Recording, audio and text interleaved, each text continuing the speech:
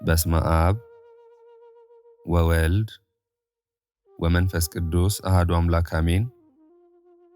የተወደዳችሁና የተከበራችሁ የእግዚአብሔር ቤተሰቦች የእናታችን የቅድስት ድንግል ማርያም የአስራት የቃል ኪዳን የአደራ ልጆች በቅድሚያ ለታላቁ በመላእክት ሁሉ ላይ ለተሾመው ታላቅ አለቃ የሁላችንም ጠባቂና አጋዥ ለሆነው ለሊቀ መላእክት ለቅዱስ ሚካኤል ዓመታዊ የክብር በዓል ለሰኔ 12 በሰላም በጤና በፍቅር እንዲሁም በሙሉ መንፈስ እንኳን አደረሳችሁ እንኳን አደረሰን። ይህ ጊዜ መንፈስን የሚያድስ ልብን በሰማያዊ ሰላም የሚሞላ የነፍስን እረፍት የምናገኝበት የተባረከ ሰዓት ነው። ዛሬ እጅግ በጣም የምንወደው በክፉ ቀን የማይለየን በንባችን ጊዜ የሚያጽናናን የመላእክት ሁሉ አለቃ የቅዱስ ሚካኤል በዓል ነው። በመሆኑም ይህንን መንፈሳዊ ዝግጅት በጥሞና በጸጥታና በተመስጦ እንድትከታተሉን በታላቅ ፍቅር እንጋብዛለን።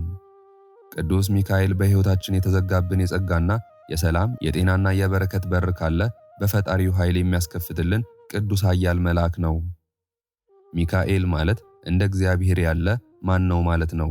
ይሄ ስም የፈጣሪን ታላቅነት የማይመረመር ኃያልነትና የጌታን ጌትነት የሚመሰክር ሕያው ቃል ነው። ቅዱስ ሚካኤል ታጋሽ ነው። የሰዎችን ድካም አይቶ ፈጥኖ የማይቆጣ ሩሩህና አዛኝ ነው። ከፍጥረታት ሁሉ በላይ ሆኖ በመላእክት ሁሉ ላይ የተሾመ ታላቅ አለቃ ቢሆንም ትሕትናውና ለሰው ልጆች ያለው ፍቅር ግን እጅግ ጥልቅ ነው። ሰኔ 12 ይህች ዕለት ይህ ዕለት በሰማይም በምድርም ታላቅ ደስታ የሚደረግበት ቅዱስ ዕለት ነው። ቅዱስ ሚካኤል ትዕቢተኛውን ዲያብሎስን በፈጣሪው ኃይል አሸንፎ ወደ ጥልቁ ከጣለው በኋላ በመላእክት ሁሉ ላይ አለቃ ሆኖ የተሾመበት የክብር ቀን ነው። ሰይጣን የብርሃን መልአክ መስሎ ጻድቋንና ቅድስቷን እናታችንን ቅድስት አፎሚያን ሊያጠፋትና ከፈጣሪዋ መንገድ ሊያስታት በሞከረ ጊዜ ሊቀ መልአክ ቅዱስ ሚካኤል ፈጥኖ በመድረስ የረዳበትና ያዳነበት ቅዱስ ዕለት ነው። ዲያብሎስ የሰዎችን ሕይወት ለማበለሻሸት የማይገባበት ቀዳዳ የማይመስለው ምስል የለም።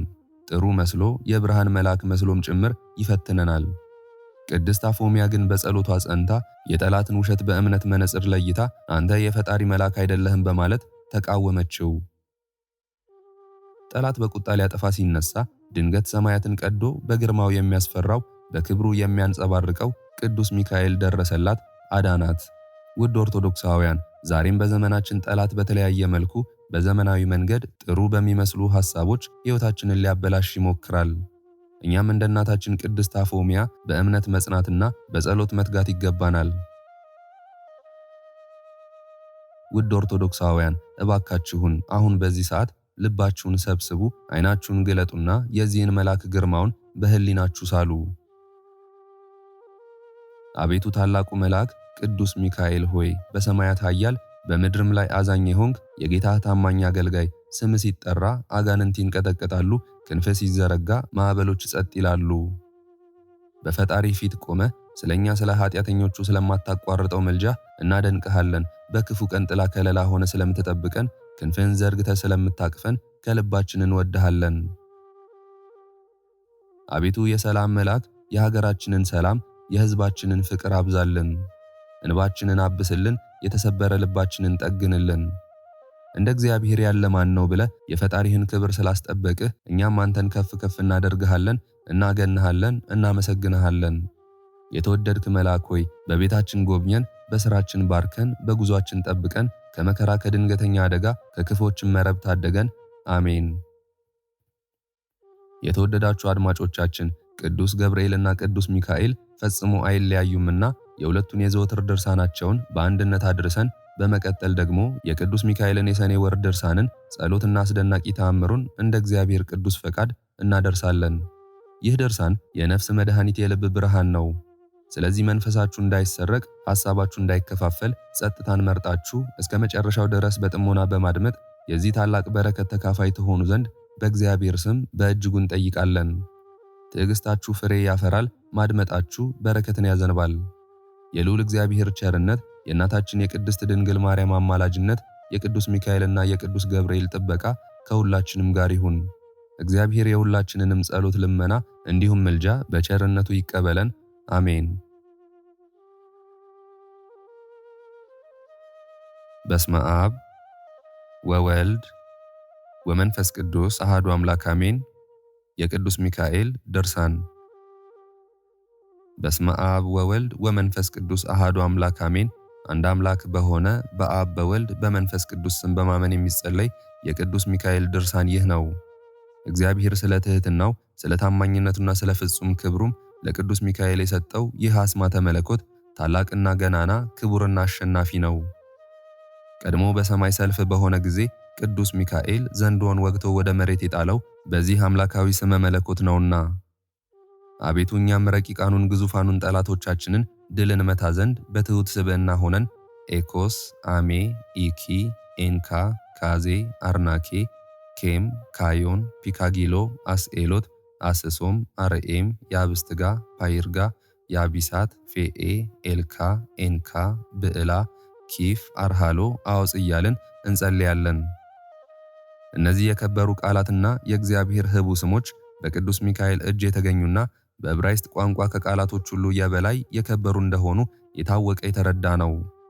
ይህንን መጽሐፍ የጻፈ ሰው ይህንን ህቡ ስም ከመጽሐፉ አይለየው፣ በንጹሕ ቦታ አስቀምጦ በክብር ይጠብቀው እንጂ። ለዘላለሙ ጠላቱን አሸንፎ ለእሱ ረዳት ጋሻ መከታ ይሆነዋልና። በመዓልትና በሌሊት ለጥፋት የሚዘዋወሩ የጸላይ ዲያብሎስ ሰራዊቶች በአሸናፊ በልዑል እግዚአብሔር መቅሰፍተ መዓት ፈጽመው ይደምሰሱ፣ አሜን። በቅዱስ ሚካኤልና በቅዱስ ገብርኤል ጸሎት በ99ኙ ነገደ መላእክትና በ24ቱ ካህናተ ሰማይ በ40ቱ እንስሳም ጸሎት እርኩሳን መናፍስት ጸዋጋን አጋንንት ከኛ ይራቁ፣ አሜን። የወልደ እግዚአብሔርን ቃለ ወንጌል በጻፉ በማቴዎስና በማርቆስ በሉቃስና በዮሐንስ ቃል በጴጥሮስና በጳውሎስ ሥልጣን የተወገዙ ይሁኑ። በነፍስ በሥጋ በውስጥ በአፋ ንጽሕት በሆነች ከሴቶች ሁሉ ተለይታ ንዕድ ክብርት የፍጥረት ሁሉ መመኪያ በሆነች አምላክን በወለደች በእናታችን በቅድስት ድንግል ማርያም የጸሎት ኃይል የዲያብሎስ አበጋዞች፣ እኩያን መሰሪያን፣ የዛር ውላጆች ሟርተኞች ፈጥነው ይወገዱ፣ አሜን። በመዓልትና በሌሊት በቀትርና በከሰዓት ከጧት እስከ ማታ ከማታም እስከ ጠዋት የሰውን ሰውነት የሚያስደነግጡ የዲያብሎስ ሰራዊት አጋንንትና ሰይጣናት በሙሉ የምድር ማዕዘኗን በሚያጸኑ በሰባቱ ኃይለ ነፋሳት እንደ ጢስጤሰው እንደ ጉምተናው ይጥፉ፣ አሜን። በእኔና የጥምቀት ልጆች በምንሆን የክርስቶስ ወገኖች ሁሉ ላይ ግን ከላይ ከሰማይ የእግዚአብሔር ምሕረቱ ቸርነቱ ይቅርታው ይምጣልን፣ አሜን። የመላእክት አለቃ ቅዱስ ሚካኤል ሆይ ከእግዚአብሔር በተሰጠህ በዚህ የቃል ኪዳን ኃይለ ጸሎት ከሚቃወሙን ከሚጻረሩን ረቂቃንና ግዙፋን ጠላት በመዓልትና በሌሊትም እኛን አገልጋዮችህን ለዘላለሙ ጠብቀን፣ አሜን። በስመ አብ ወወልድ ወመንፈስ ቅዱስ አሃዱ አምላክ አሜን። አንድ አምላክ በሆነ በአብ በወልድ በመንፈስ ቅዱስ ስም አምነን ከሰይጣን ወጥመድ ለማምለጥና ከአጋንንትም ጸብ ክርክር ሁሉ ለመዳን ኤኮስ፣ አስሌ፣ ኤፓ፣ ኤፓስ፣ ኤኮስ፣ ኤነከምካም፣ ኤቦካ፣ ኬሮም፣ ለካፍ፣ ፌኤ፣ ሎኬ፣ ዋርናኬ፣ ጓ፣ ዋብሶላ፣ አስቤክ፣ አበስኩ፣ አሜ፣ አዎዝ፣ ኤቃ፣ ኤጴ፣ ካብዕሬው፣ አርሃላዮን፣ ያብሳት፣ ጸጸጸ እያልን እንጸልያለን። አቤቱ በእነዚህ ህቡና ስውር በሆኑ ስሞችህ እንዲሁም የመላእክት ሁሉ አለቃ በሆነ በቅዱስ ሚካኤል ጸሎት ደስታን በሚያበስር በቅዱስ ገብርኤል አማላጅነት በወላጅ እናትህ በቅድስት ድንግል ማርያም በእሷ ይቅርታና ምሕረት እኛን አገልጋዮችህን ከመከራ ሥጋ ከመከራ ነፍስ ሰውረን ለዘላለሙ አሜን። የደህንነት መልእክተኛ ቅዱስ ሚካኤል ሆይ ሰላም እንልሃለን። ችግረኛውን የምትንከባከበው መልአክ ሆይ ሰላም እንልሃለን።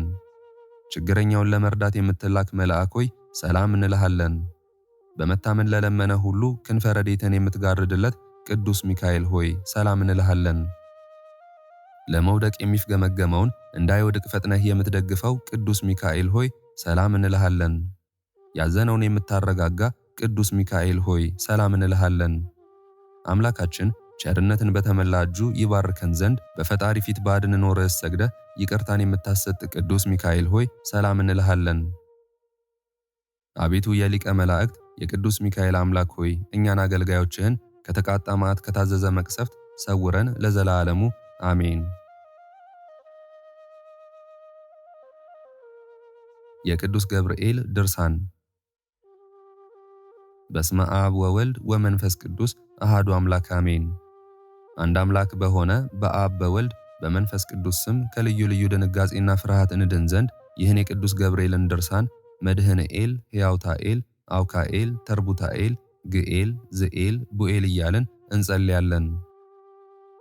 ይህን አስማተ መለኮት እግዚአብሔር ለቅዱስ ገብርኤል የሰጠው ከዲያብሎስ ጋር ክርክር በጀመረ ጊዜ ድል እንዲነሳበትና እናታችን እመቤታችን ቅድስት ድንግል ማርያምን ለማብሰር በተላከ ጊዜ ከቃሉ ግርማ የተነሳ እንዳትደነግጥና እንዳትፈራ መጽንዔ ኃይል እንዲሆናት ነው።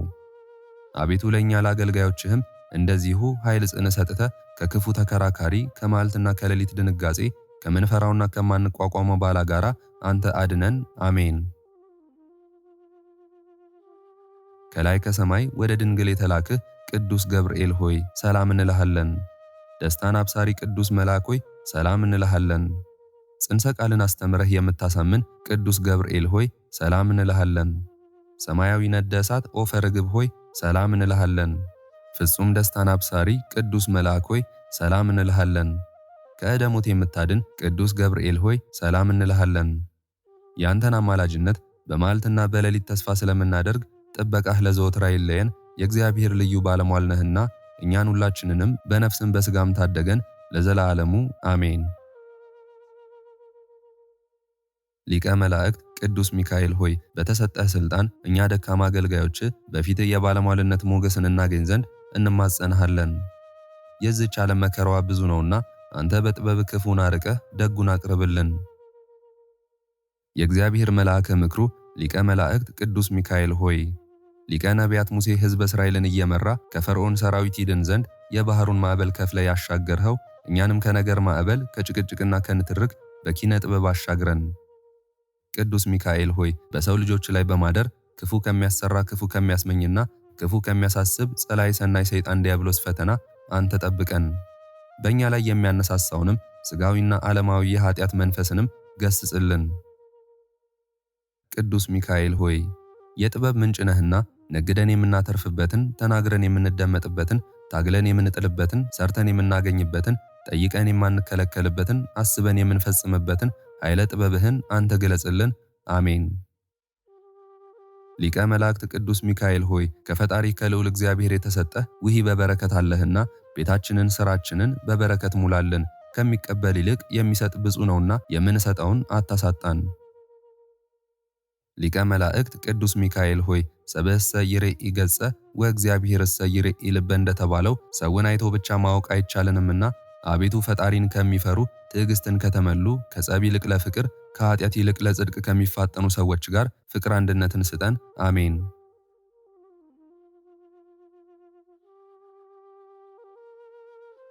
በስመ አብ ወወልድ ወመንፈስ ቅዱስ አሃዱ አምላክ አሜን። ድርሳነ ሚካኤል የሰኔ ወር። በስም በአካል በግብር ሶስት በመለኮት በአገዛዝ በስልጣን በባህሪ በህልውና ግን አንድ አምላክ በማለት በአብ በወልድ በመንፈስ ቅዱስ ስም አምነን ሰኔ በባተ በ12 ቀን የሚጸለይ የሚነበብ የቅዱስ ሚካኤልን ድርሳን እንናገራለን።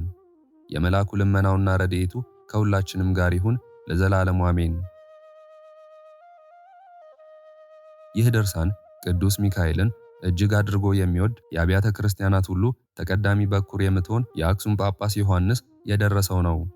ኪልቅያ በምትባል አገር ሃይማኖቱ የጸና አስተራኒቆስ የሚባል አንድ ታላቅ መኮንን ነበር። የሚስቱም ስም አፎሚያ ይባላል። ሁለቱም እግዚአብሔርን የሚፈሩ የመላእክት ሁሉ አለቃ የሚሆን ቅዱስ ሚካኤልንም በፍጹም ልቦናቸው የሚወዱ ነበሩ።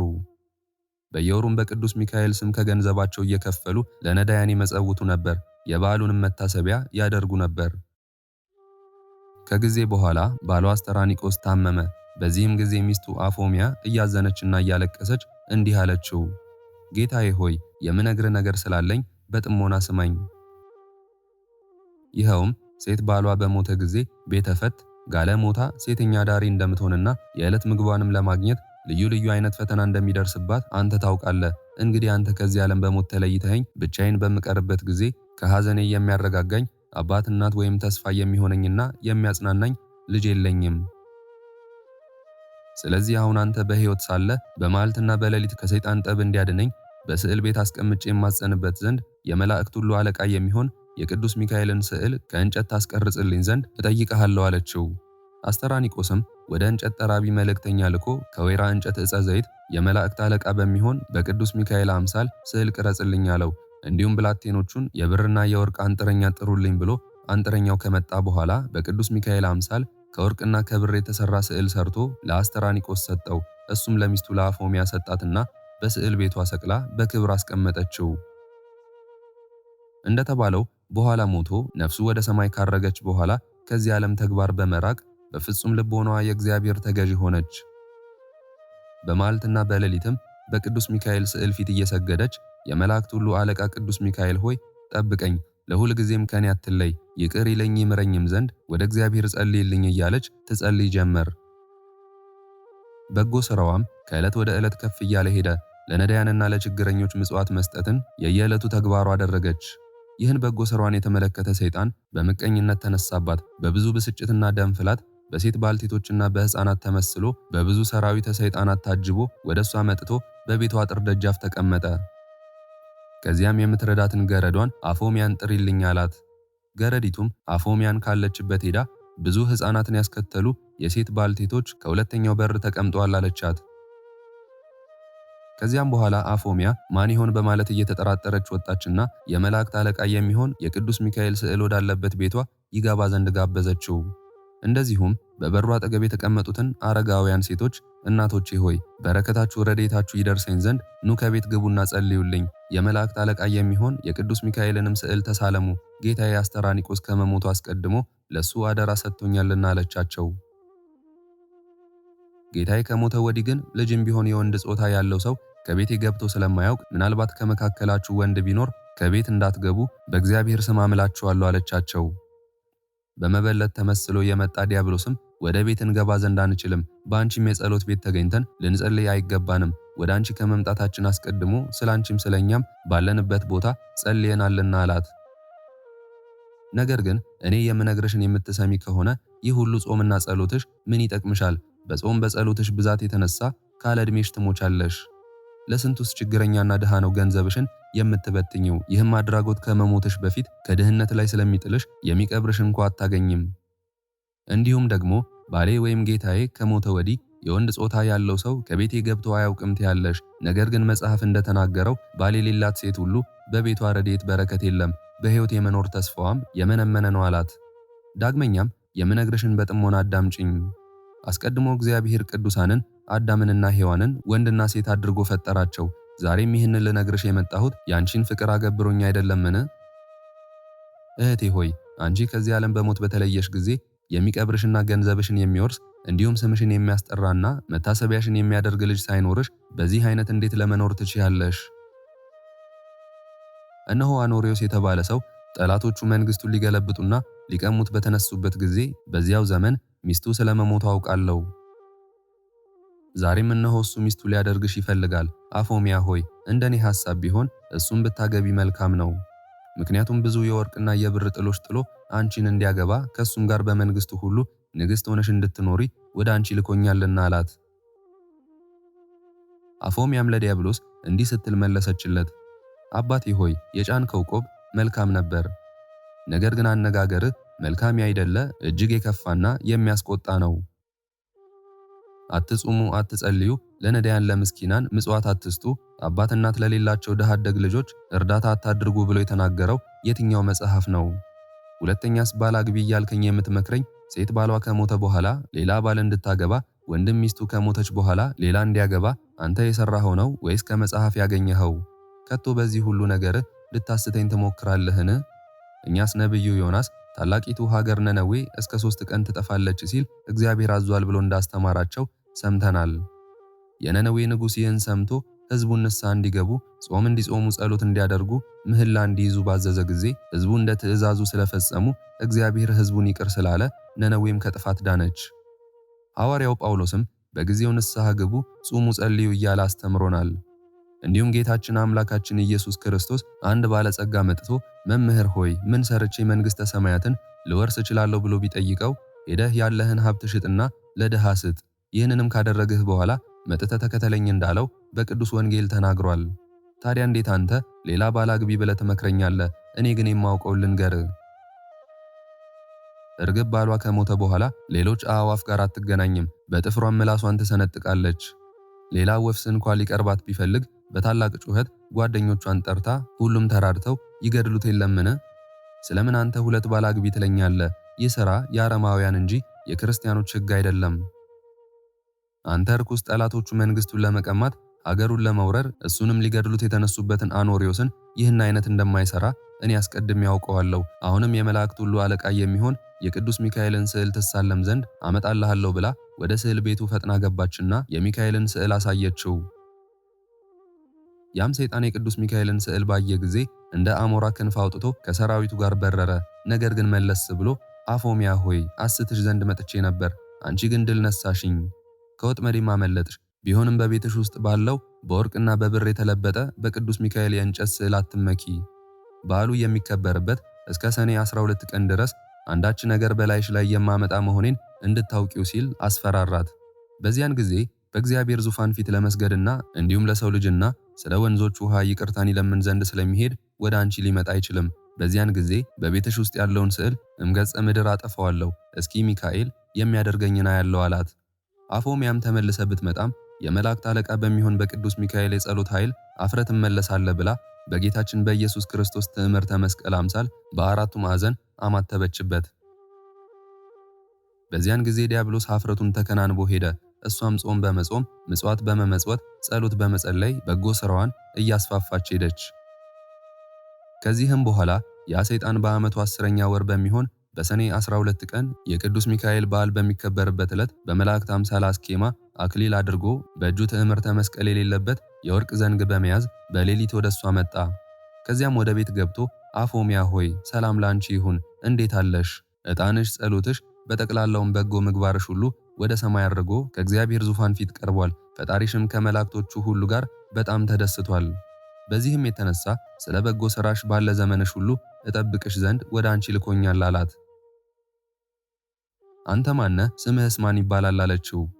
እሱም እኔ የመላእክት ሁሉ አለቃ የምሆን ሚካኤል ነኝ። ባለፈው ጊዜ የቅዱስ ሚካኤል በዓሉ በሚከበርበት ዕለት በሰኔ 12 ቀን ለሰውና ለእንስሳት ሁሉ ከእግዚአብሔር ዘንድ ምሕረትን ለመለመን ስለሚሄድ ወደ አንቺ አይመጣም ሲል ዲያብሎስ ሲናገር ሰምቼ ነበርና ስለዚህ እንዳይፈታተንሽና እንዳይበረታብሽ ስለ አንቺ ከሰማይ ወረድኩ። አሁንም ለእኔ ልትሰግጂ ይገባሻል። ሰማያውያን መላእክት ወገኖቼን በሰማይ ትቼ አንቺን ለማዳን ወደ አንቺ መጥቻለሁና አላት። አፎሚያም አንተ ሚካኤል ከሆንክ ከቤቴ ውስጥ እንዳለው እንደ ሚካኤል ስዕል በዘንግህ ጫፍ ላይ ትዕምርተ መስቀል ለምን የለበትም አለችው። ዲያብሎስም እንደዚህስ አይደለም፣ በቤት ውስጥ ያለ ስዕል በሚያመሰግኑበት ጊዜ ምልክት እንዲሆን ይደረጋል፣ በእኛ በመላእክት ዘንድ ግን ይህ አይነቱ ምልክት የለም አላት።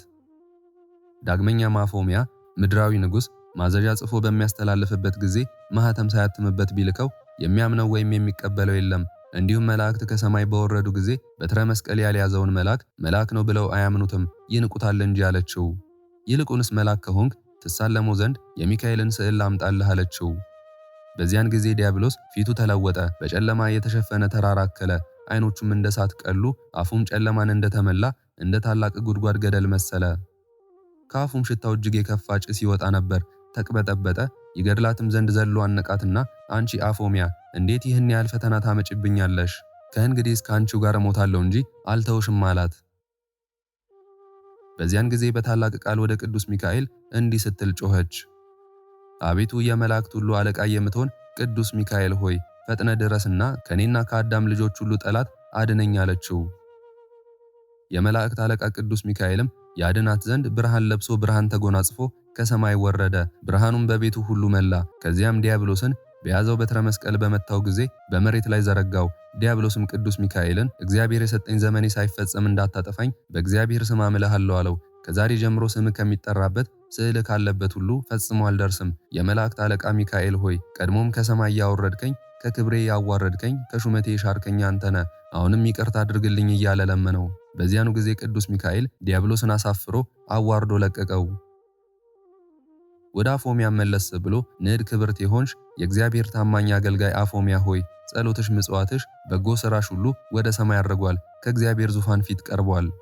አሁንም ሄደሽ ከቤተ ክርስቲያን ገብተሽ ጸሎት አድርጊ፣ በዛሬው ቀን ነፍስሽ ከስጋሽ ትለያለችና ብሎ ነገራት።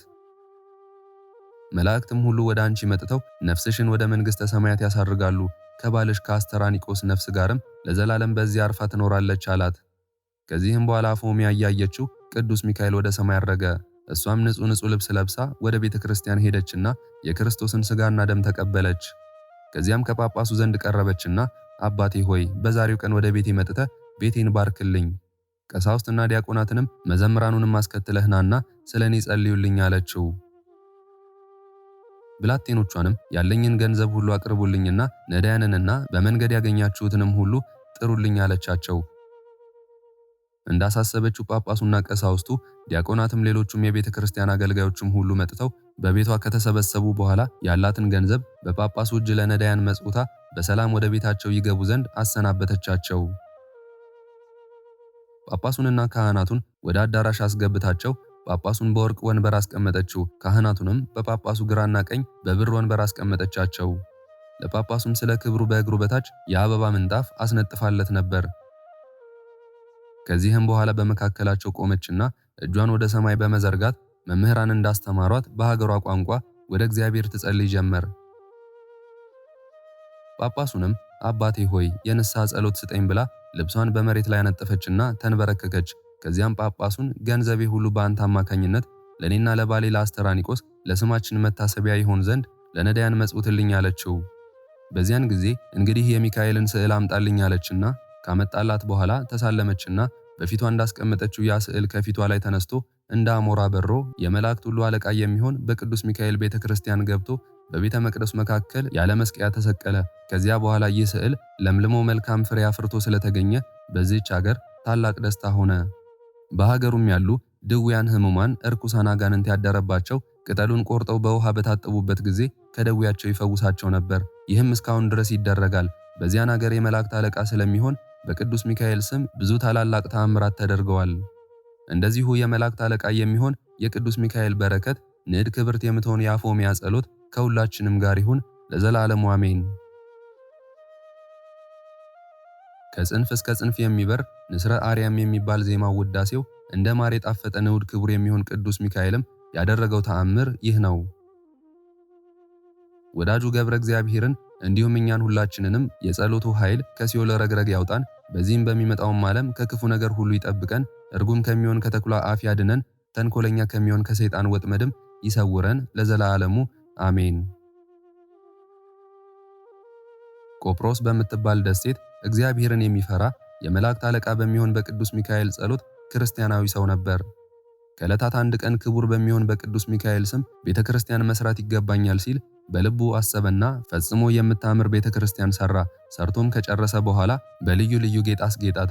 ከዚህ በኋላ በቅዱስ ሚካኤል ስም የሰራትን ቤተክርስቲያን ይባርኩለትና ያከብሩለት ዘንድ ወደ ኤጲስቆጶሱና ካህናቱ መልእክት ላከ። ለቤተክርስቲያኑ ማስመረቂያም ብዙ ድግስ ደግሶ ታላቅ በዓል አደረገ። ከዚያም ካህናቱ፣ ዲያቆናቱ፣ ምዕመናኑንም ሁሉ የቅዱስ ሚካኤል ቤተክርስቲያን በሚባረክበት ቀን በቤተክርስቲያኑ ተሰብስበው ከቆሙ በኋላ ኤጲስቆጶሱ እንደ ሕጉ የቅዳሴ ጸሎት ጀመረ። በዚያችም ሀገር ጋኔን ያደረበት አንድ አይሁዳዊ ሰው ነበርና እሱም መላ አካላቱ ለምጽ ወጥቶበት የሚጨነቅ ጥርሱን እያፋጨ የሚሰቃይ በጽኑ ደዌ የተያዘ ነበር።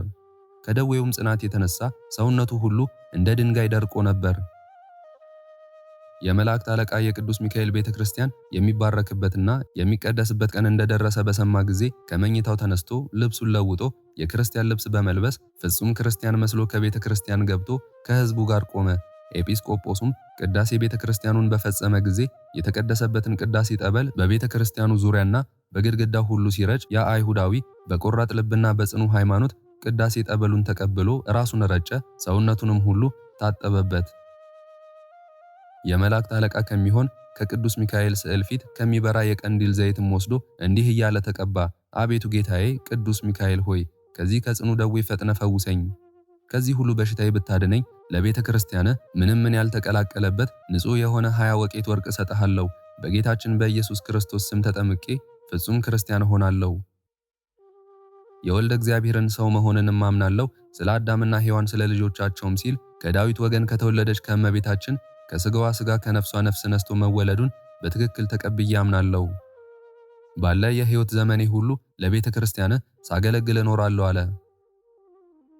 ይህንንም ከተናገረ በኋላ እንቅልፍ አለውና በዚያች ሌሊት በዚያውም በቅዱስ ሚካኤል ቤተ ክርስቲያን ውስጥ ተኝቶ እዛው አደረ። ከእንቅልፉም በነቃ ጊዜ ሰውነቱ ሁሉ በሙሉ ጤንነት ላይ ሆኖ ከለምጹ ተፈውሶ ከበሽታውም ድኖ አገኘው። ከዚህም በኋላ በታላቅ ደስታ እግዚአብሔርንና ቅዱስ ሚካኤልን እያመሰገነ ወደ ቤቱ ገባ። ያም አስቀድሞ ያስጨንቀው የነበረ ጋኔን ከሱ ተለይቶ ወጣ። በሰውነቱ ላይ ይታይ የነበረ ለምጽም ጠፋ። ፈጽሞ ከሰውነቱ ላይ አንዳችም የበሽታ አይነት የቀረ ስላልነበረ ፍጹም ጤነኛ ሆነ። ያም አይሁዳዊ ከጽኑ ደዌ ፈጽሞ በዳነ ጊዜ ለቅዱስ ሚካኤል ቤተክርስቲያን እሰጣለሁ ብሎ ቃል የገባበትን ያንን 20 ወቄት ንጹሕ ወርቅ ሰጠ። በዚያውኑ ጊዜ ፈጥኖ ወደ ኤጲስቆጶሱ ዘንድ ሄደና ቅዱስ ሚካኤል ያደረገለትን ተአምራት ሁሉ ነገረው። ከለምጹ እንዳዳነው ካደረበት ጋኔን እንዴት እንዳላቀቀው አስረዳው። ከዚያም ኤጲስቆጶሱን አባቴ ሆይ ከዛሬ ጀምሮ ክርስቲያን እሆን ዘንድ እፈቅዳለሁ፣ ስለዚህ አጥምቀኝና ከቅዱስ ማህበር አንድ አድርገኝ ደምረኝ እያለ ለመነው። ኤጲስቆጶሱም እሺ ብሎ ከቤተሰቡና ከዘመዶቹ ጋር አጠመቃቸውና ክርስቲያን አደረገው። ከዚያም በኋላ ያ አይሁዳዊ ሰው በቀናች በጸናች ሃይማኖት ጸንቶ በበጎ ሥራ ተጠምዶ የቅዱስ ሚካኤልን ቤተክርስቲያን ለማገልገል ወሰነ። እንዲሁም በጨለማ ለነበሩ ሰዎች ብርሃን ወጣላቸው፣ በድንቁርና በቀቢጸ ተስፋ ለነበሩ ሰዎችም ዕውቀት ተገለጸላቸው፣ በክህደት በኃጢአት ለነበሩ ንስሐ ተሰራላቸው፣ ሃይማኖት ተሰጣቸው ተብሎ በነቢይ እንደተነገረ ቅዱስ ሚካኤል ቀድሞ ከነበረበት ጨለማ ወደ ብርሃን እንዴት እንደመለሰውና ያደረገለትን ተአምራት ሁሉ ለሕዝብ ሲናገር ኖረ። እንግዲህ ይህ አይሁዳዊ ከሚያሰቃየው ጋኔን ከሚያስጨንቀው ሕማመ ኃጢአት ድኖ አዳኝ የሚሆን የክርስቶስ ብርሃን እንደበራለትና የይቅርታና የቸርነት መልእክተኛ የሚሆን በቅዱስ ሚካኤል ጸሎትና ልመና ከአረማዊነት ወደ አማናዊነት እንደመለሰው አይነ ልቦናውንም አብርቶ የሥላሴን አንድነት ሦስትነት ለማወቅ እንዳስቻለው የወንጌል ልጆች የምንሆን እኛንም በስዕለቱ በአማላጅነቱ አይለየን፣ በከንቱ እንዳንጠፋ ከሰይጣን ወጥመድ ያድነን። ከሰራዊቱ ሁሉ ጋር በቸርነቱ ይመግበን። ሰውን የሚያስቱ ሰራዊተ ሰይጣናት አይተው ይሸሹ ዘንድ ሰይፈ ረድኤቱ ከጎናችን አይራቅ። ቅሚያን የተመሉ ወላዲያነ ሐሰት ሐሳውያነ መሲዎች ከሆኑ ጥልቀቱ ከማይገኝ የተንኮላቸው ባህር እንዳንሰጥም ይጠብቀን። ከወጥመዳቸውም እንዳንገባ በክንፈ ረድኤቱ ይሰውረን። ከዚህም ሁሉ በቸርነቱ መጋረጃ ይሰውረን ዘንድ ሁል ጊዜ እየመጣ ይጎብኘን። ከቀድሞ ጀምሮ ቂም በቀል የሌለበት የምህረት አማላጅ ነውና ኃይለ ጸሎቱ አማላጅነቱ እኛን ሁላችንንም ከክፉ ነገር ሁሉ ይጠብቀን እስከ ዘላለሙ አሜን። አንድ አምላክ በሆነ በአብ በወልድ በመንፈስ ቅዱስ ስም በማመን በባህሪ በህልውና አንድ አምላክ ብለን አምነን ሰኔ በባተ በ12 ቀን የመላእክት ሁሉ አለቃ የሚሆን የቅዱስ ሚካኤል የበዓሉ መታሰቢያ እንዲከበር እንናገራለን። ልመናው አማላጅነቱ ከኛ ከሁላችንም ጋር ይኑር ለዘላለሙ አሜን። የሚከበርበትም ምክንያት እንዲህ ነው። እስክንድሪያ በምትባል ሀገር አክሊዮጳጥራ የተባለች የግብጽ ንጉሥ ልጅ ዙሃል በሚባል ኮከብ ስም ያሰራችው ታላቅ ቤተ ጣዖት አዳራሽ ነበርና በየዓመቱ ሰኔ በባተ በየ12 ቀን ሕዝቡ ተሰብስቦ ታላቅ በዓል ያደርጉ ነበር። በዚያም አዳራሽ ውስጥ በዚያች ሀገር በሚኖሩ ሰዎች ዘንድ የሚፈራና የሚከበር ስሙ ዙሃል የሚባል የብረት ጣዖት ነበር። በዓሉ በሚከበርበት ዕለት ብዙ ፍሪዳ ይታረዳል። አባ እለእስክንድሮስ የተባለ እስከተሾመ ድረስ ለዚያ ጣዖት ክብር እየሰጡ በዓል እያደረጉ ለብዙ ዘመን ቆዩ። ይኸውም የ300 ዓመተ ምህረት ተፈጽሞ የ4ኛው ምዕተ ዓመት መካከል ነበር። አባ እለእስክንድሮስ በእስክንድርያ ሀገር ሊቀ ጵጵስና በተሾመ ጊዜ ያን ጣዖት ይሰብረው ዘንድ ወዶ ሳለ በሀገሪቱ ያሉ አንዳንድ ወግ አጥባቂዎችና አድሃሪያን ከለከሉት። ነገር ግን ቆስጠንጢኖስ ጻድቅ በነገሰ ጊዜ የክርስትና ሃይማኖት ስለተስፋፋች አባ እለእስክንድሮስ ዳግመኛ ይህን ጣዖት ሊሰብር ተነሳሳ። አሁንም እነዚያው ሰዎች የዚህን የጣዖት በዓል ስናከብር የብዙ ጊዜ ልምድ አለንና አትስበረው ሲሉ ከለከሉት። እነሆ ይህ ጣዖት እያለ ካንተ በፊት 18 ሊቃነ ጳጳሳት ነበሩ፣ ነገር ግን ልማዳችንን ሳይለውጡ በሱም ላይ አንዳችም ተቃውሞ ሳያደርጉ አልፈዋል አሉት። አባ እለእስክንድሮስ ግን ይህ ጣዖት የሚያጠፋ እንጂ የሚያለማ ወይም የሚጠቅም አለመሆኑን መልሶ መላልሶ ነገራቸው። ብዙ ማስረጃም አቀረበላቸው። እሱን የሚያከብር ሁሉ ሰይጣናትን እንደሚያመልክ ሆኖ መቆጠሩን ገለጸላቸው። ዳግመኛም አባ እለእስክንድሮስ እንዲህ አላቸው፣ ምክሬን ብትሰሙ ሐሳቤን ብትቀበሉ ይህንን በዓል ቀድሞ እንደነበረ አድርጌ እሰራላችኋለሁ። ነገር ግን ይህን ጣዖት ሰብረን ምኩራቡን ባርከን ቀድሰን ቤተክርስቲያን ሰርተን ክቡር በሚሆን በቅዱስ ሚካኤል ስም ሰይመን ታላቅ በዓል እናደርግለታለን። መስዋዕቱም ለልዑል እግዚአብሔር ይሆናል። የሚታረዱትን በጎችና ሰንጋዎች ለችግረኞች፣ ለጦም አዳሪዎችና ለአንካሶች መሰጠት አለባቸው። ስለዚህም ክብር ምስጋና ይግባውና ከጌታችን ከኢየሱስ ክርስቶስ ዘንድ ክቡር የሚሆን ቅዱስ ሚካኤል ክብር ያሰጣችኋል አላቸው። እነሱም ይህ በጎ ምክር ደስ ስላሰኛቸው ትእዛዙንም በመቀበል የመላእክት አለቃ በሚሆን በቅዱስ ሚካኤል ስም ቤተክርስቲያን ሰሩ። ያቺን ቤተክርስቲያን በእስክንድርያ ሀገር የታወቀና ታላቅ ስመጥር ገዳም ሆነች። በግብፅ አገር እስላሞች እስከነገሱ ድረስ ብዙ ዘመን ኖረች። ከነገሱ በኋላ ግን ያቺን ቤተክርስቲያን አፈረሷት። ይህም በዓል ከተሰራ ጀምሮ እስከ ፈረሰችበት ቀን ድረስ ንዑድ ክቡር የሚሆን የቅዱስ ሚካኤልን በዓል የሀገሩ ሰዎች ሁሉ እየተሰበሰቡ ያከብሩት ነበር። ከእነሱም መካከል እግዚአብሔርን እጅግ አድርጎ የሚፈራ ወር በገባ በየ12ቱ ቀን የቅዱስ ሚካኤልን ዝክሩን የሚዘክርና ይልቁንም በኅዳር 12 እና በሰኔ 12 ቀን በታላቅ ክብር የሚያከብር አንድ ሰው ነበር። ለዚህ እግዚአብሔርን ለሚፈራ ሰውም ርኅራኄ የሌለው በሱም ላይ ጥላቻ ያደረበት ባለጸጋ ጎረቤት ነበረው። የቅዱስ ሚካኤልን በዓል በሚያከብርበት ጊዜ ሁሉ ይዘብትበት ይሳለቅበት ነበር። ይህ እግዚአብሔርን የሚፈራ ሰውዬ በዚህ አይነት በጎ ሥራ ብዙ ጊዜ ከኖረ በኋላ ከዚህ ዓለም ድካም ያርፍ ዘንድ የሞቱ ጊዜ ቀረበ። ሚስቱንም ጠርቶ በጎ ሥራ ከመስራት ለድሃ ከመመጽወት ቸል አትበይ፣ የቅዱስ ሚካኤልንም በዓል በየወሩ ከማክበር አትቦዝኝ፣ ይልቁንም በኅዳር 12 እና በሰኔ 12 ቀን ከፍ ባለ ስነ ስርዓት እንድታከብሪ አደራ እልሻለሁ አላት። በሚሞትበትም ጊዜ ሚስቱ ጸንሳ ነበር። ይህም ሰው በሰላም አረፈና ፍጹም መንግሥተ ሰማያትን ወረሰ። ከዚያም በኋላ ሚስቱ የመውለጃዋ ጊዜ ተቃርቦ ነበርና ምጥ ይዟት በታላቅ ጭንቀት እንዳለች አንተ የእግዚአብሔር መልአክ ሆይ በእኔ ላይ ይቅርታህን አውርድ፣ ከዚህ ከደረሰብኝም ጭንቅ ይገላግለኝ ዘንድ ስለ እኔ እግዚአብሔርን ለምንልኝ፣ አንተ ከእግዚአብሔር ዘንድ ታላቅ ባለሟልነት ተሰጥቶሃልና እያለች ለመነች። ይህንንም በምትልበት ጊዜ ያለችበት ቤት በብርሃን ተመላ፣ ከጭንቋም ዳነችና መልኩ በጣም ያማረ ልጅ ወለደች። የእግዚአብሔር መልእክተኛ ቅዱስ ሚካኤል ከሰማይ ወርዶ ያን ሕፃን ባረከውና ቸርነት ርኅራኄ የሌለውና የዚያን ባለጸጋ ገንዘብና ሀብት እርሻውንም ሁሉ ይህ ሕፃን እንዲወርስ እግዚአብሔር አዟል አለ። ያን ጊዜ ያ ባለጸጋ በሴትዮዋ ቤት መስኮት አጠገብ ሆኖ ሁኔታውን ሁሉ ይመለከት ነበርና ይህን ነገር በሰማ ጊዜ ልቡ በታላቅ ሐዘን ተነካ። ሕፃኑንም የሚገድልበት ምክንያት ይፈልግ ጀመር። ነገር ግን እግዚአብሔር በቅዱስ ሚካኤል ጸሎት ብላቴናውን ከክፉ ነገር ሁሉ ይጠብቀው ነበር። ብላቴናውም 10 ዓመት በሆነው ጊዜ እናቱ በጣም ችግር ጸናባት። በዚያን ጊዜ እምነት የጎደለው ያ ባለጸጋ አንቺ ችግረኛ ስለሆንሽ ይላከኝ ያገለግለኝ ዘንድ ልጅሽን ስጭኝና ምግቡን ልብሱን ምንም ሳላጎድል ተንከባክቤ አኖረዋለሁ፣ ላንቺም 20 ወቄት ወርቅ እሰጥሻለሁ አላት። ይህንን ባላት ጊዜ ስለ ችግሯ በጣም በመደሰት ልጇን ሰጠችውና 20ውን ወቄት ወርቅ ተቀበለች። ብላቴናውንም በወሰደ ጊዜ እንግዲህ ሐሳቤ ሁሉ ዛሬ ተፈጸመልኝ እያለ በጣም ደስታ ተሰማው። ከዚያን በኋላ በልጁ ቁመት ልክ ሳጥን አሰርቶ ሕፃኑን በሳጥኑ ውስጥ አግብቶ ከቶ በላዩ ላይ ቆለፈበትና ሳጥኑን ወስዶ ከባህር ጨመረው። እንዲሁም የሳጥኑን ቁልፍ መክፈቻ አብሮ ወረወረው። ነገር ግን በእግዚአብሔር ፈቃድ ያ ሳጥን ሳይሰጥም በባህሩ ላይ እየተንሳፈፈ ከዚያች አገር ርቃ ወደምትገኝ የባህር ወደብ ደረሰ። በባህሩ አካባቢ በጎቹን አሰማርቶ የሚጠብቅ አንድ ሰው ነበርና ያን ሳጥን ባየው ጊዜ ከባህሩ አወጣና ወደ ቤቱ ወሰደው።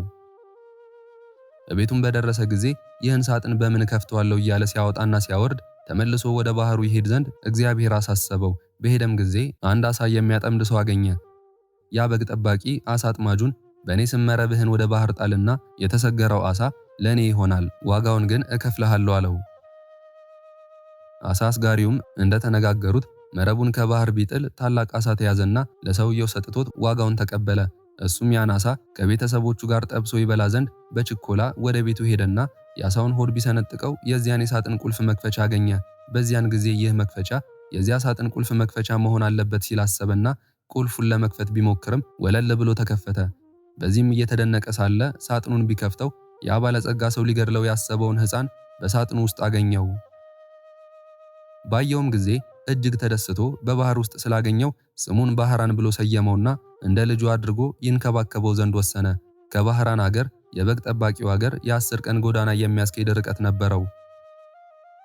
ከብዙ ዓመታት በኋላ ያ ባለጸጋ ሰው ለንግድ ከሀገሩ ወጣ። በጉዞ ላይ ሳለ ፀሐይ ስትገባ ከዚያ የበግ ጠባቂው ዘንድ ደረሰ። በግ ጠባቂውንም ወንድሜ ሆይ በአንተ ዘንድ የማድርበት ቢኖር ታሳድረኝ ዘንድ እለምንሃለሁ፣ ኪራዩንም እከፍልሃለሁ ብሎ ጠየቀውና ያ በግ ጠባቂ ወደ ቤቱ አስገባው። ባለጸጋውም ገብቶ ጥቂት ካረፈ በኋላ በግ ጠባቂው ያን ብላቴና ባህራን ብሎ ሲጠራ በሰማ ጊዜ ልጅህ ነውን ብሎ ጠየቀው። በግ ጠባቂውም አሁን ይህ አሁን ጎልማሳ ሆኖ የምታየው ወጣት ገና ሕፃን ሆኖ ሳለ በሳጥን ተከቶ ከባህር ውስጥ ጠልቆ አግኝቸው ወስጄ አሳድጌዋለሁና ልጄ ነው አለው። ባለጸጋውም ይህን ነገር በሰማ ጊዜ ፈጽሞ ደነገጠ። ይገድለውም ዘንድ ፈልጎ በባህር ውስጥ የጣለው ሕፃን መሆኑንም አወቀ። በነጋውም መንገዱን ለመሄድ ሲዘጋጅ ልዩ ልዩ ምክንያት ሰይጣናዊ ሐሳብ በመፍጠር በግ ጠባቂውን ወንድሜ ሆይ አንድ የማስቸግር ጉዳይ አለኝ፣ ይኸውም በቤቴ የረሳሁት ነገር ስላለ እገሊት ወደምትባል ሀገር ሄዶ መልእክት ያደርስልኝ ዘንድ ይህን ብላቴና እንድትሰጠኝ ነው። የድካሙንም ዋጋ 20 ወቄት ወርቅ እከፍልሃለሁ አለው። ያም በግ ጠባቂ ስለ ወርቁ ስጦታ ደስ በመሰኘት ያን ጎልማሳ ጠርቶ ልጄ ባህራን ሆይ ይህ ክቡር ሰው ለሥራ ጉዳይ ወደ ቤቱ ሊልክህ ይፈልጋልና መልእክቱን አድርስለት፣ እግዚአብሔር በሰላም ያግባ ሲል ጠየቀው። ልጁም እሺ መልካም ነው አባቴ ሆይ ያዘዝከኝን ሁሉ ለመፈጸም ዝግጁ ነኝ አለው። ከዚያም በኋላ ያ ባለጸጋ ይህችን የመልእክት ደብዳቤ ይዞ ወደ አንተ የመጣውን ስሙ ባህራን የተባለውን መልእክቷ በደረሰች ጊዜ ፈጥነ ግደለው፣ ገድለህም ሬሳውን ከጉድጓድ ጣለው። እኔ በሰላም ተመልሼ እስከምመጣ ድረስ ማንም ማን ይህን ምስጢር አይወቅ የሚል ጽሑፍ ለሹሙ ጽፎ አዘጋጀ። እንዲሁም በሹሙና በእሱ መካከል የሚተዋወቁበትን ማኅተብ በደብዳቤው ላይ አትሞ ለባህራን ሰጠው። ለመንገዱም የሚሆነውን ስንቅ ሰጥቶ ላከው። እሱም መልእክቱን ለማድረስ በሚጓዝበት ጊዜ ከቦታው ለመድረስ የአንዲት ቀን መንገድ ሲቀረው እነሆ ክቡር የሚሆን የመላእክት አለቃ ቅዱስ ሚካኤል በንጉሥ ጭፍራ አምሳል በፈረስ ተቀምጦ ወደ እርሱ ደረሰ። ወዴት እንደሚሄድ ጠየቀው። ባህራንም ከአንድ ባለጸጋ ሰው የተጻፈ ደብዳቤ ይዤ እሱን ለማድረስ እገሊት ወደምትባል አገር እሄዳለሁ አለው። ንዑድ ክቡር የሚሆን ቅዱስ ሚካኤል እስኪ የመልእክቱን ደብዳቤ ያሳየኝ ባለው ጊዜ ከግርማው የተነሳ ፈርቶ ሰጠው። መልአኩም ደብዳቤው ላይ የተጻፈውን መልእክተ ሞት ደምስሶ ከኔ ከባለጸጋ እገሌ የተጻፈ ይልና ይህን መልእክት ይዞ ለመጣ ሰው እገሊት የምትባለዋን ልጄን አጋቡት፣ ዳሩለት። በዱሩ የተሰማራውን ከብቴን፣ በቤት ያለውን ሀብቴን፣ በጠቅላላው የሚንቀሳቀስና የማይንቀሳቀስ ንብረቴን በሙሉ አውርሼዋለሁና እኔ እስከምመጣ ድረስ አትጠብቁ፣ በሄድኩበት ሀገር የምቆይበት ጉዳይ አለኝና በቤቴና በንብረቴ ላይ ሙሉ ስልጣን ሰጥቼዋለሁና የወደደውን ያደርግ ዘንድ አትከልክሉት። ስለዚህም በእኔና በአንተ መካከል የምንተዋወቅበትን ምልክት አድርጌበታለሁ የሚል ጽሑፍ ጽፎ ሰጠውና እንግዲህ ወደ ባለጸጋው ቤት ሂድና ይህን መልእክት አድርስ፣ ነገሩ እንዳይገለጽብህ ከኔ ጋር መገናኘታችንንና የመልእክቱን ጽሑፍ እንደለወጥኩልህ ለማንም አትንገር ሲል አስጠነቀቀው። ባህራንም እሺ ጌታዬ እንዳዘዝከኝ አደርጋለሁ ብሎ ጉዞውን ቀጠለና የዚያን የባለጸጋ ቤት እየጠየቀ ከደረሰበት በኋላ ደብዳቤውን ለሹሙ ሰጠው። ያም ሹም ደብዳቤውን ተቀብሎ ሲያነብ የታተመውን ማህተም እውነተኛ መሆኑን ካረጋገጠ በኋላ እግዚአብሔር እንዳዘዘው በቤተ ክርስቲያኒቱ ደንብ የባለጸጋውን ልጅ በተክሊል አጋባው። የሰርጉንም በዓል እስከ 40 ቀን ድረስ በታላቅ ደስታ አከበሩ። ከሰርጉም በዓል ፍጻሜ በኋላ ያ ባለጸጋ ሰው ከሄደበት ሀገር ወደ ሀገሩ ተመልሶ በቤቱ አካባቢ ሲደርስ የደስታ የዘፈን ድምፅ ስለሰማ የምሰማው ድምፅ ምንድነው ሲል ጠየቀ። ሰዎቹም ባህራን የተባለ ጎበዝ ከአንተ ዘንድ ልጄ እንዳሩለት የሚል ትእዛዝ ተሰጥቶት ልጅህን አግብቶ በሰርጉ ምክንያት ይዘፍናሉ፣ ይደሰታሉ። እነሆ እየበሉና እየጠጡ በቀንና በሌሊት እየዘፈኑ ሲደሰቱ 40 ቀን ሆኗቸዋል። በመልእክትህም እንዳዘዝከው ገንዘብህን የወንድና የሴት ባሮችህን በጠቅላላው የሚንቀሳቀስና የማይንቀሳቀስ ንብረትህን ሁሉ በሙሉ አስረክበውታል አሉት። ያም ባለጸጋ ይህን ቃል በሰማ ጊዜ ከድንጋጤው የተነሳ በታላቅ ቃል በመጮህ ከመሬት ላይ ተከስክሶ ሞተና ነፍሱን አጋንንት ተረክበው ወደ ሲኦል አወረዷት። ከዚህም በኋላ ባህራን የተባለ ያ ጎልማሳ ንዑድ ክቡር የሚሆን ቅዱስ ሚካኤልን በዓል በየወሩ እያከበረ ዝክሩን እየዘከረ ይኖር ጀመር። በዚያን ጊዜ በጉዞ ላይ ሳለ ተገልጾለት የሞቱን መልእክት ወደ ሕይወት የለወጠለት ቅዱስ ሚካኤል እንደሆነ ማውቆ ተረዳ። ስለዚህም ንዑድ ክቡር በሚሆን በቅዱስ ሚካኤል ስም ያማረች የተዋበች ቤተክርስቲያን ሰራ። ስዕሉንም አሰርቶ በውስጡ አስቀመጠ። በውስጧ ካስቀመጠ በኋላ ሕሙማንና ድውያንን በመፈወስ በስዕሉ ላይ ልዩ ልዩ ተአምራት ተደረጉ። ባህራንም በዚች በቤተ ክርስቲያን ላይ ማዕረገ ቅስና ተሹሞ እስከ ዕለተ ሞቱ ድረስ የመላእክት አለቃ ቅዱስ ሚካኤልን ሲያገለግል ኖረ። እሱ አባቱና እናቱ ቤተሰቦቹ ሁሉ ስለሱ በቅዱስ ሚካኤል ጸሎትና ልመና የዘላለም ሕይወት ያለበት ፍጹም መንግሥተ ሰማያትን ወረሱ። በዚያን እግዚአብሔር ወልድ ከሙታን ተለይቶ በተነሳበት ዕለት ቅዱስ ሚካኤል በእግዚአብሔር ዙፋን ፊት እንደሰገደ እንዲህ እያለ ይማልዳል። አቤቱ ፈጣሪ ሆይ በምድር ላይ ስሜን የሚጠሩትን የመታሰቢያዬን ዝክር የሚዘክሩትን ትምርልኝ ዘንድ እኔ አገልጋይ መልእክተኛ እለምናለሁ። ቸርነትህንና ይቅርታህንም እሻለሁ። እውነት ስለሚሆን መሐላ አንተ ይቅር ባይ ነህና። ክብር ምስጋና ይግባውና እግዚአብሔርም እንዲህ ሲል ይመልስለታል። የመላእክት አለቃ ሚካኤል ሆይ በሰማይ ያሉ መላእክት ይለምኑሃል። እነሆ እኔም እሳታውያን በሚሆኑ ክንፎች እየታቀፍክ 3 ጊዜ ከሲኦል ነፍሳትን ታወጣ ዘንድ አዝሃለሁ። ሁሉንም ለማድረግ እንድትችል ስልጣን ሰጥቼሃለሁና አለው። የመላእክት አለቃ ቅዱስ ሚካኤልም ይህን የቸርነት ቃል በሰማ ጊዜ እጅግ ተደሰተ። እንዳዘዘውን በምድር ላይ መታሰቢያውን የሚያደርጉትን ነፍሳት 3 ጊዜ በክንፉ እየታቀፈ አውጥቶ ባሕረ እሳትን አሻገራቸው። የሊም ነፍሳት ቁጥራቸው እጅግ የበዛ ስለሆነ ከእግዚአብሔር በቀር ቁጥራቸውን የሚያውቀው የለም። ወንድሞቼ ሆይ እንግዲህ ንዑድ ክቡር የሚሆን የቅዱስ ሚካኤልን በዓል በሚቻለን መጠን ከማክበር አንቆጠብ። ክብር ምስጋና ይግባውና ጌታችን በቅዱስ ወንጌል እንደተናገረ ቀዝቃዛ ውሃ እንኳን ለተጠማው የሚያጠጣ ሁሉ ዋጋውን አያጣምና አሁንም የእግዚአብሔርን ቸርነት እንለምን። የመላእክት አለቃ በሚሆን በቅዱስ ሚካኤል አማላጅነት ነቀጥቃጠ ሕማምን ከኛ ያርቅልን ዘንድ የምድርንም ፍሬ እንዲያበዛልንና በጎ ሥራ ለመስራት የሚያስችል ኃይል ጥበብን ይሰጠን ዘንድ እንዲሁም ኃጢአታችንን እንዲያስተሰርይልን ከኛ ወገን የሞቱትን ነፍሳቸውን በበጎ ረፍት ያሳርፍልን ዘንድ የወጡትን አባቶቻችንን ወንድሞቻችንን በሰላም ወደ ቤታቸው ይመልሳቸው ዘንድ በመካከላችንም ፍቅርን መስርቶ በጸናች በቀናች ሃይማኖት እስከ ዓለም ፍጻሜ ያጸናን ዘንድ ቅዱስ ፈቃዱ ይሁንልን። አሜን። ንዑድ ክቡር የሚሆን የመላእክት ሁሉ አለቃ ቅዱስ ሚካኤል ያደረገው ተአምራት ሊቆጥሩት የማይቻል ብዙ ስለሆነ በእኛም ላይ ኃይልና ረድኤቱ አድሮብን ይኑር እስከ ዘላለሙ ድረስ አሜን። በአብ በወልድ በመንፈስ ቅዱስ ስም አምነን በባህሪ በሕልውና አንድ አምላክ ብለን ክብር ምስጋና ይግባውና በዛሬው ዕለት እግዚአብሔር ቅዱስ ሚካኤል በወገኖቹ በመላእክት ሁሉ ላይ ከክብሩና ከገናንነቱ ጋር እንደሾመው እንናገራለን።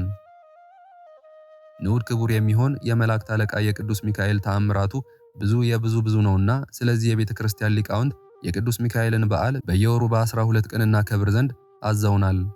ጸሎቱና በረከቱ ከኛ ጋር ይኑር ለዘላለሙ አሜን።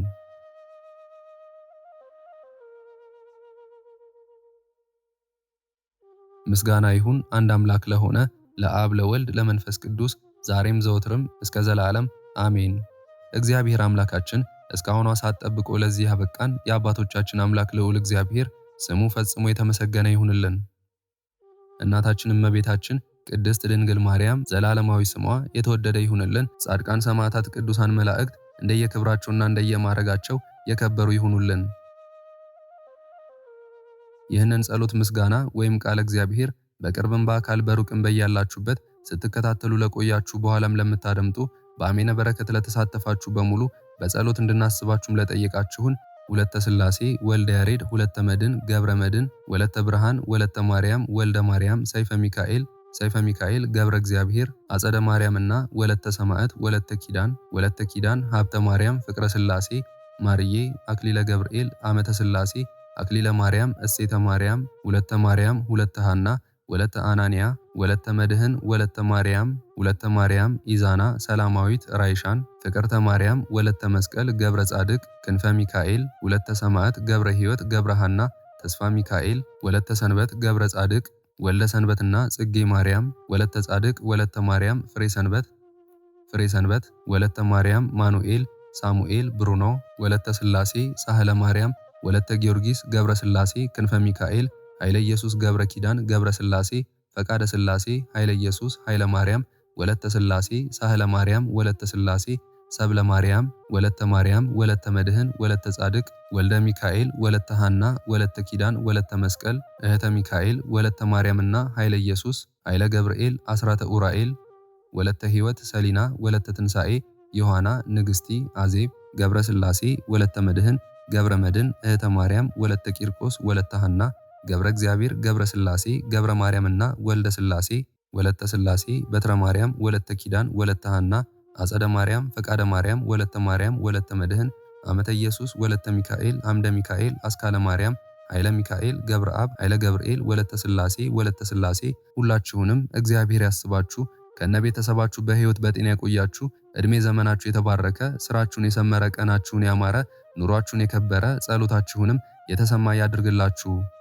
እንዲሁም በአካል በሥጋ የተለዩንን ወለተ ሥላሴ ገብረ ሥላሴ ወለተ ጽዮን ወልደ ሰማያት ወለተ ማርያም ሳህለ ማርያም ወለተ ሐና ወለተ ሥላሴ እግዚአብሔር አምላካችን ነፍሳቸውን ይማርልን፣ በአጸደ ሕይወት በገነት በመንግሥተ ሰማይ ያሳርፍልን። አሜን።